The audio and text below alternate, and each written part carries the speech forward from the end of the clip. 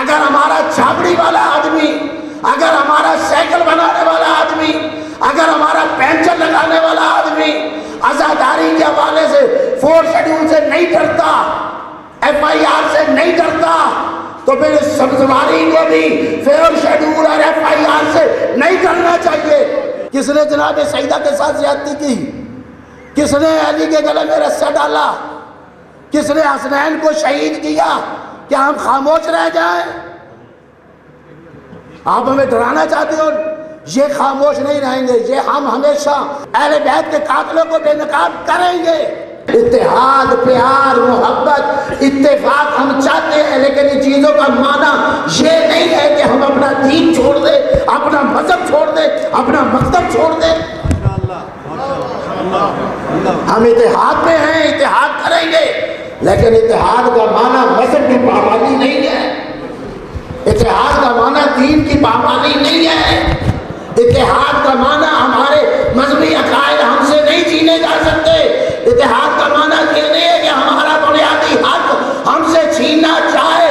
پاکستان کے باسی ہیں اور پاکستان کے پورے اس علاقے میں ہم اپنے مذہبی حقوق کے حوالے سے آزاد ہیں، اور اگر ہمیں ہماری آزادی ہم سے چھینی گئی تو ہم ان کی گردنوں تک اپنے ہاتھ لے جائیں گے۔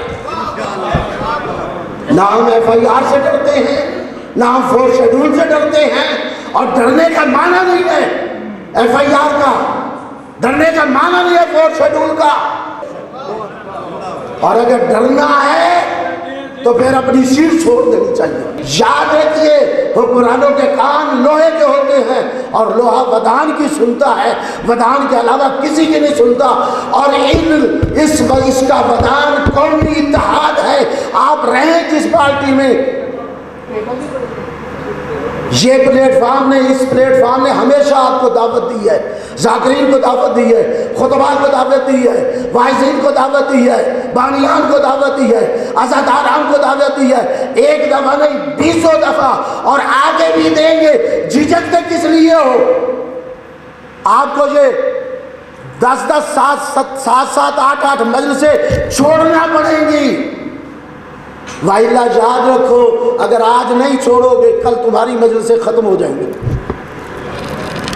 یہ آج فیسیں بچانے کے لیے ہم بھی مجلسیں پڑھتے ہیں اور پورے ملک میں پڑھتے ہیں، ہم بھی وہ ساری چھوڑ کے آتے ہیں، لیکن اگر یہ مجلسیں ہی نہ رہیں، اگر مدارس کو تالے لگ گئے، اگر امام بارگاہوں کو تالے لگ گئے، جو کبھی نہیں ہوگا، یہ یاد رکھیے انشاءاللہ، یہ بالکل، لیکن اس کا مطلب یہ نہیں ہے کہ ہم اپنی ذمہ داری کو بھول جائیں، ہم اپنے فرض کو بھول جائیں۔ ہر فرد ملت کے مقدر کا ستارہ، ہمیں سب کو آگے بڑھنا ہے، سب کو آگے بڑھنا ہے، اور ہم کوئی مدرسہ، کوئی مسجد، کوئی امام بارگاہ، کوئی مجلس کسی کو رکنے نہیں دیں گے، چاہے ہمیں اپنی لاشیں دینی پڑی، دیں گے۔ اور میں سمجھتا ہوں سب سے زیادہ علماء کی ذمہ داری ہے، اور سب سے زیادہ جتنے پلیٹ فارم ہیں ہر ایک کی ذمہ داری، شیعہ علماء کونسل کی ان سب سے زیادہ ذمہ داری ہے، اس لیے کہ یہ وہ پلیٹ فارم ہے جس پہ یہ چوتھی قیادت ہے۔ سید محمد دہلوی کی زندگی خرچ ہوئی، مفتی جعفر حسین رحمۃ اللہ علیہ کی زندگی خرچ ہوئی، شہید قائد کی زندگی خرچ ہوئی، اور موجودہ قائد نے اپنی ساری زندگی، علماء۔ لیکن یاد رکھیے آج ہمیں چینل ہماری بات کو پہنچانے کے لیے خاموش ہے، آج میڈیا ہماری بات کو پہنچانے کے لیے خاموش ہے، آج ہمیں معلوم ہے کیا ہو رہا ہے اس ملک کے اندر۔ اور میں یہ بھی عرض کروں، اب وقت ہے آپ سب دوستوں کا کہ وہ لوگ جو شیعہ ہیں، جو اسمبلیوں میں بیٹھے چاہے جس پارٹی سے تعلق رکھتے ہیں، وہ جو سینٹ میں بیٹھے ہیں چاہے جس پارٹی سے تعلق رکھتے ہیں، وہ لوگ جو اداروں میں بیٹھے ہیں، ہم یہ نہیں کہتے آپ کسی کے حقوق پامال کریں، لیکن کم از کم اپنے شیعہ ہونے کو تو محفوظ رکھیں، اس کے لیے تو کام کریں۔ آپ رہیں نور پارٹی میں، آپ رہیں PTI میں، آپ رہیں، وہ سازش آپ کے سامنے آ گئی، آج وہ لشکر اور آج وہ سپاہی صحابہ کھل کے بول رہا ہے کہ یہ بل ہم نے دیا تھا، یہ تحریک ہم نے چلائی تھی، یہ فلاں مولانا کے ذریعے ہم آگے بڑھے ہیں، تو ہم جانتے ہیں کہ کتنی تنظیموں کے منہ سے نقاب اترا ہے، اور آج ہمیں دھمکانے کی نہیں تھا۔ اور یاد رکھو میرے بھائیوں، مجھے بتاؤ، اگر توہین کا معاملہ ہی ہے، جنہوں نے ان واقعات کو لکھا، تاریخ کو لکھا، کیا تاریخ مٹا دو گے؟ علی جہاں نفس رسول تھے وہاں صحابی بھی تھے، جناب سیدہ جہاں بیٹی تھی وہاں صحابیہ بھی تھی، حسنین جہاں نواسے تھے وہاں صحابی بھی تھے۔ ان کے ساتھ کیا ہوا؟ کس نے جناب سیدہ کے ساتھ زیادتی کی؟ کس نے علی کے گلے میں رسہ ڈالا؟ کس نے حسنین کو شہید کیا؟ کیا ہم خاموش رہ جائیں؟ آپ ہمیں ڈرانا چاہتے ہو؟ یہ خاموش نہیں رہیں گے، یہ ہم ہمیشہ اہل بیت کے قاتلوں کو بے نقاب کریں گے۔ میرے محترم، صحابہ تحفظ، بھائی یہ توہین صحابہ اور امہات المومنین، میں ایک سوال کرنا چاہتا ہوں، توہین صحابہ، توہین امہات المومنین، یہ صحابہ کی عظمت ہے کس کی وجہ سے؟ یہ امہات کی عظمت ہے کس کی وجہ سے؟ اس رسول کی وجہ سے، رسول اعظم کی وجہ سے، نبی اعظم کی وجہ سے۔ سب صحابی محترم، ہمارے علماء، ہمارے مراجع، آپ کو نظر نہیں آئے، فتاوے آئے، سب کچھ دیا۔ اس پاکستان کے اندر ہم نے، ہمارے دوستوں نے خود ان لوگوں کے ساتھ ہم نے محاسبہ کیا، لیکن اس محاسبے کا معنی یہ نہیں ہے کہ آپ ہمیں دبا کے اور لتاڑ کے اس طریقے سے چلے جاؤ۔